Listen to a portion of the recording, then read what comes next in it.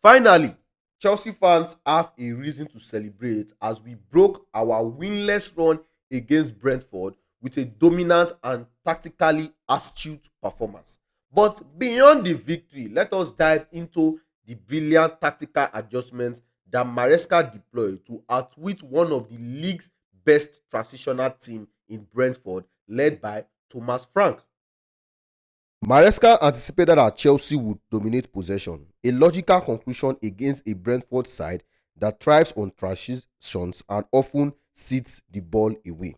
The plan, a 3-1-6 formation with these key roles: Malo Gusto, Tosin Adarabioyo and Levi Colwill as the backline. For the attackers, we had Noni Madueke in the right wing position, Enzo Fernandez in the right half space, Cole Palmer as the number 10, Marc Cucurella in the left half space, Jadon Sancho in the left wing, and Nicholas Jackson as a striker. You see, for the midfield anchor, we had Moises Caicedo in the holding role. Against this setup, Brentford employed a 5-3-2 or 5-2-3, depending on how they wanted to set up. This setup was a low block with a compact structure aimed at limiting central progression from Chelsea. They did not want Chelsea to progress centrally. They wanted to push Chelsea wide. Now, Maresca's tactical objective with the 3-1-6 included overloading the Brentford backline, creating a 6v5, 1-2-3-4-5-6 against 1-2-3-4-5. You understand? In attack to pin them down. Although Brentford midfield provided excellent covers for their defenders, these three midfield, they provided cover for their defenders. Number 2, stretching the defense, focusing on wing play, stretch the defense, and half space utilization for crosses.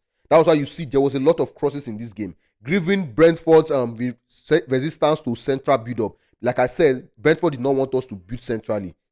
Number 3, cross-centric attacks.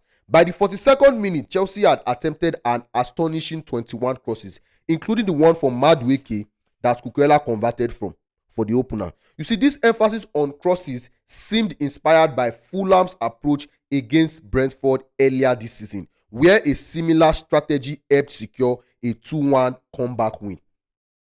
Defensively, Chelsea employed a well-drilled press. The first line aimed to block Brentford's passing lanes from their goalkeeper. If this press was bypassed, the Chelsea team transitioned into man-to-man marking, disrupting Brentford's progression. What stood out was Chelsea's effective counter-pressing, regaining possession quickly after losing it. This relentless pressure forced Brentford into errors and stifled their transitional threats. Now, Brentford responded in the second half with aggressive pressing, aiming to capitalize on their 1-0 deficit. While Chelsea persisted with the 3-1-6, this setup became more vulnerable under pressure from Brentford. A switch to a pivot or a 3-man midfield might have offered better control and reduced Brentford's opportunity to force mistakes from the Chelsea team. The defensive lapse leading to Brentford goal was particularly concerning. Levi Colwill failed to handle Brian Mbeumo's run effectively, hesitating between intercepting and staying on Mbeumo, his man. Instead of tracking Mbeumo, Colwill's indecision left space for the forward to exploit, and the goal came. Tosin Adarabioyo's weak challenge compounded the problem, resulting in a poor defensive moment that could have been avoided altogether. While Chelsea secured the win, this game highlighted areas for improvement, particularly in game management and defensive discipline during high-pressure moments. Maresca's tactical acumen was evident throughout this match, but the Chelsea team must work on maintaining composure in closing stages to avoid unnecessary risk.